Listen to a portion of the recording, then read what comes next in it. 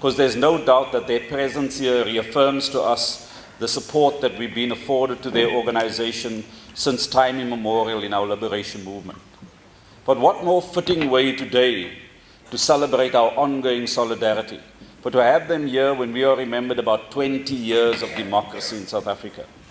That democracy that was founded often on many of the events that had come together in the Samaj Center, where people had come together inspired by a common belief in a South Africa that can be very different to the one that existed under apartheid.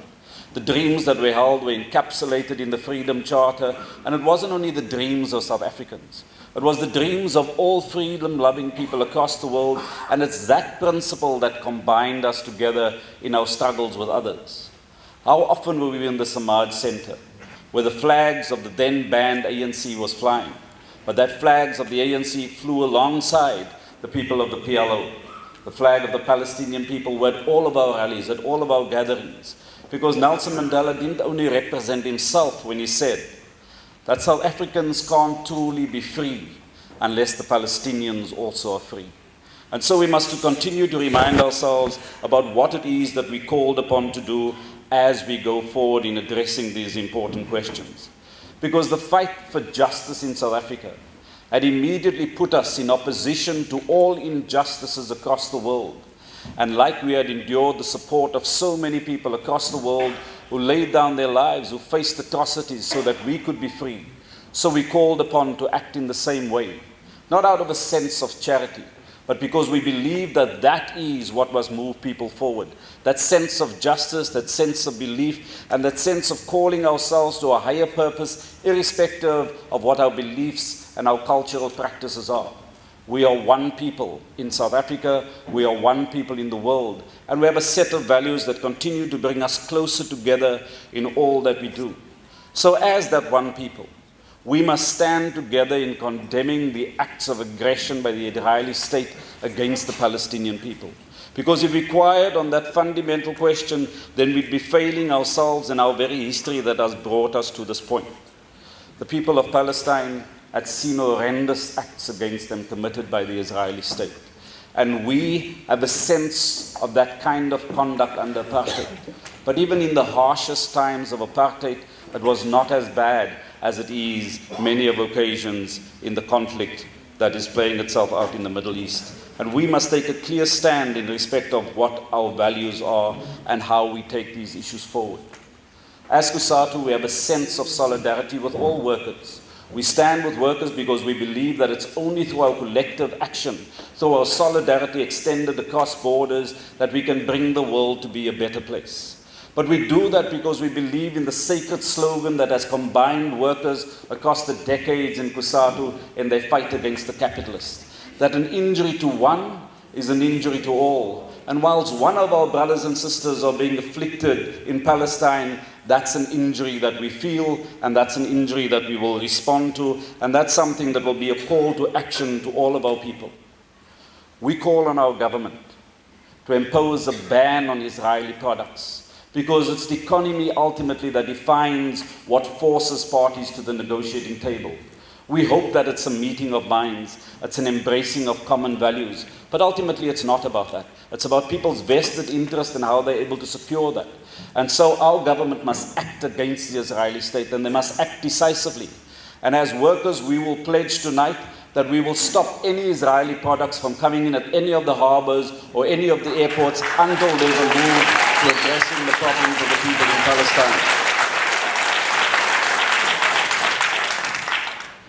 The questions of the people of Palestine has for the longest time defined the body politic in South Africa.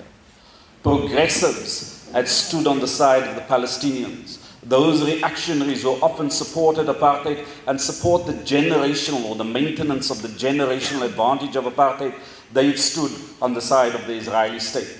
We see that playing itself out even now. We've seen that, as just outlined by the previous speaker, on the conduct of the Democratic Alliance in respect of where do we stand on this important question.